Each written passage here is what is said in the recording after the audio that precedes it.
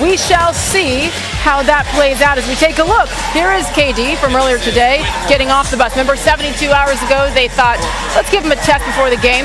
Didn't go so well. He didn't play. It's been over a month now. Kevin Durant coming back to try to help the Warriors salvage this series. Kirk Goldsberry takes this next level to show us why KD's presence makes all the difference in the world for this Warriors team. When most people think of the Warriors offense, they think of three-point shooting. But Kevin Durant is arguably the most versatile offensive scorer in the game, and his shot chart proves it. Let's start in the paint. Remember, on these charts, red means hot, white means average, blue means cold, and larger hexagons mean more shots. Very few players combine volume and efficiency as well as Durant in the paint, where he converts 62% of his shots. But Durant is much more than just an interior threat. He's also the NBA's most dominant mid-range shooter. Durant led the entire league in mid-range scoring this year. But here's the crazy part. He also led the league in mid-range efficiency, hitting 55% of his non-paint twos. Oh, and let's not forget about three-point length. Durant can also fill it up from downtown. He ranked third on the Warriors in threes this year, trailing only Klay and Steph. His favorite three-point shot has always been right up here at the top of the arc. But if there are any blemishes on his chart, it's his three-point efficiency. He's hit just 35% of his threes this year. Still, as you can see, Durant is the best two-point scorer in the game right now. And when paired with the Splash Brothers, he makes the Warriors offense virtually unstoppable.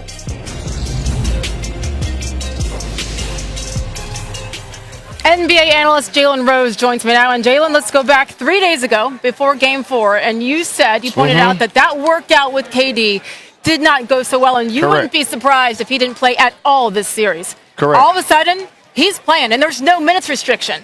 Your thoughts? So basically, here's what took place, Sage. The team set up a workout for KD. It was going to be some 3-on-3. It was going to be some agility drills and see if he was ready to go for Game 4.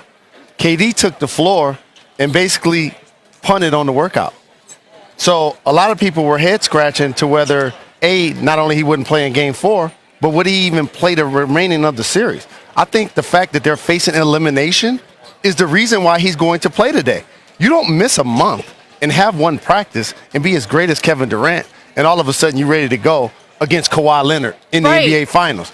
But it's do or die. His team needs him the most. And the Slim Reaper will be in uniform. Interesting that you say he punted on that workout. And again, amazing what can change in just a couple of days. But in the meantime, you have said this entire series that the Raptors are the better team. You bring Kevin Durant in, you still have Kawhi, to your point. But who wins and why? This kind of played out the way I thought that it would. If the Golden State Warriors had Kevin Durant to start the series, I'm not foolish. I would have picked them to probably win in 5. Okay. But without him, I felt like the Raptors had too much up front, and it showed. You saw Siakam in Game 1. You saw Marc Gasol in Game 3. Serge Ibaka has emerged here recently. So, and obviously Kawhi Leonard plays up front as well. And so now you enter KD back into the equation, and all of a sudden that changes things. But the Raptors did what I anticipated great teams do at this point in the season. KD not coming back in his 2-2. He's coming back in his 3-1. So now all of a sudden you need the best version of himself for a guy that's been up 3-1 and lost to these Warriors, these same Warriors that were up 3-1 that lost to the Cavs and LeBron James. Exactly. So it's going to be great theater tonight. And it certainly is. And by the way, let's go back a year ago, though, because Raptors president Masai Ujiri criticized for firing the coach of the year, Dwayne Casey. You bring in Nick Nurse from his staff, from Casey's staff, and you bring in Kawhi Leonard. I mean, what a turn of events for Masai Ujiri. You got to give that man props. And Jalen Rose, you know what this means to Toronto. Yes. If this happens tonight. If it happens tonight after 25 years, again, this is not a city or a state representing the team. This is a country. This is a nation. And these people deserve the opportunity to celebrate an NBA championship. That coming from a man who knows, who played right here with the Toronto Raptors. Jalen Rose, thank you. See you later tonight on ESPN and ABC. Back to Toronto, Ontario, Canada. Scotiabank Arena. Take a look at this. Should Toronto close out the series, that'd be the second biggest finals upset in the last 50 years. Only Shaq and Kobe's Lakers were bigger favorites entering the finals at 7-1 before losing to Detroit in 5. That was also the Diesels' last season in purple and gold. So, boy, would this be a big deal. And for that, we've got the right person to give us some perspective. ESPN and ABC's Mike Breen joins me now as he gets set to call the potential clinching game historical Can we for the start Toronto now? Raptors. No, not yet. We need you on SportsCenter, and then you can get ready for that little thing called the game. 14th straight NBA Finals broadcast for Mike Breen, and you've seen it all, Mike. I want to know your thoughts. Kevin Durant, the obvious headline coming into Game 5. What are you looking for when he takes that court tonight from him physically? Well, it changes everything. It changes the entire narrative of the series, but it's hard to guess what kind of shape he's going to be in conditioning-wise. Now, he's one of the most skilled big men that's ever played the game, and he's been shooting. So his shot will probably be on. He'll still, even if he just stands on the floor as a decoy, he's going to have an impact because of the spacing and the defensive attention that he'll get. But you just don't know until he's out there. Every player is different in terms of going this stretch without playing. Some bounce right back in. That first game, the adrenaline. Others will struggle. So it's going to be fascinating to see. It is. East, west, north, south, how he's moving. Everybody will be scrutinizing him.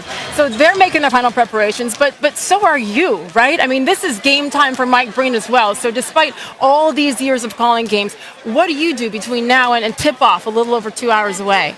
Well, since it's a potential clinching game, you have to be ready for if Toronto wins. Right. And discuss what it means for the franchise, what it means for the country. You also discuss what it means for the Warriors, who now their season is over. So a lot of that is just finalizing that. You hope as a broadcaster that every series goes 7 games and it's decided at the buzzer. But for this, you have to make sure you're prepared in case the series and the season ends tonight. Are you nervous? I get nervous before every finals game. I know. That means you care. If not, then we're all concerned. I feel the exact same way. By the way, 3,700 minutes of NBA Finals games called by Mike Breen, the voice. Hence the gray hair. We cannot thank you enough. We look forward, as always, one more time. 9 Eastern on ABC. Mike Breen, Jeff Van Gundy, Mark Jackson, Doris Burke. Mike, thank you. We love you. Warriors fans love Steph Curry. 9 career 30-point games in the NBA Finals, most in franchise history, but none of that matters to him tonight. 2 hours away from tip-off. Can Steph and company continue this series against the Raptors? We're back. Sage, it's been 33 days since KD played a basketball game. 33 days since he injured his calf in Game 5 of the second-round series against the Rockets. Before then, he was fantastic. How about 20 points, 4 rebounds, 2 dimes in the first half against the Rockets? James Harden then missed that shot to see Steph. Iguodala to Durant, the corner. Then in the third quarter, he left the game. Missed 9 games. The Warriors 6-3 during that span. The Warriors will go on to win that game 104-99. But those 3 losses in that span are in the NBA Finals as Tim Legler joins us now. So Clay's return in Game 4, the Splash Brothers had 55 points. The rest of the team had 37 points, the fewest by the Warriors in any game since Kevin Durant joined the squad here. With KD back on the floor, unaware of whether he's 100% or not, how's it going to affect the offense? Well, first, I don't think you would have seen Kevin Durant in this series if he didn't feel close to normal physically. So I do think he's going to be ready to go. Now, how sharp he'll be, that's anybody's guess, right? But his presence is going to make things a little bit easier for Steph Curry and Klay Thompson. There's no other way around it because right now what Toronto has done, they're targeting Steph Curry. He's the guy that you're trying to make sure you limit his clean catches, you jump him on every ball screen, you hit him, you get physical with him, you drag 2 guys with him as long as you have to. Well, that's an easy thing to accomplish when Kevin Durant's not on the floor. Totally different proposition now when you've got Klay and Durant and Curry out there at the same time. The tough part for Nick Nurse is you've got to make this guy your top priority. You can't allow Kevin Durant to get secondary treatment and get into a rhythm early in this game. So is that Kawhi on KD? I think you would see Kawhi on KD. I would put him on him early unless he picks up a foul. I think Kawhi Leonard gets into him and tries to make it as tough as possible to get anything clean off the dribble. It's going to be interesting to see how KD responds on the defensive side with all that information. Who wins tonight? I'm going to go with Golden State. Maybe that's selfish because I want more games. But I just think he wouldn't be out there unless he felt he was capable of giving you Kevin Durant moments in a Kevin Durant game. Doesn't necessarily mean he'll be efficient, but I think his presence, and he'll make enough plays to make it a little bit easier for these other guys to loosen up and soften up the defense. And Steph Curry hasn't really gone off yet either. He's got the potential if Durant's on the floor, so I think Golden State gets it. Steve Kerr is 5-1 in his career as a head coach when facing elimination, and Legs talked about this beforehand. We just don't know what's going to happen tonight. That's what's exciting about Game 5, Sage.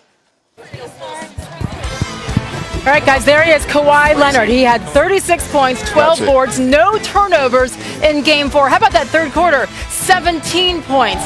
If those numbers are posted by him again, you can bet The Toronto Raptors faithful out in Jurassic Park are gonna go nuts. They're packing them in, expecting 15 to 20,000 people despite the weather, as their Raptors trying to win their first championship in the 26-year history of this franchise.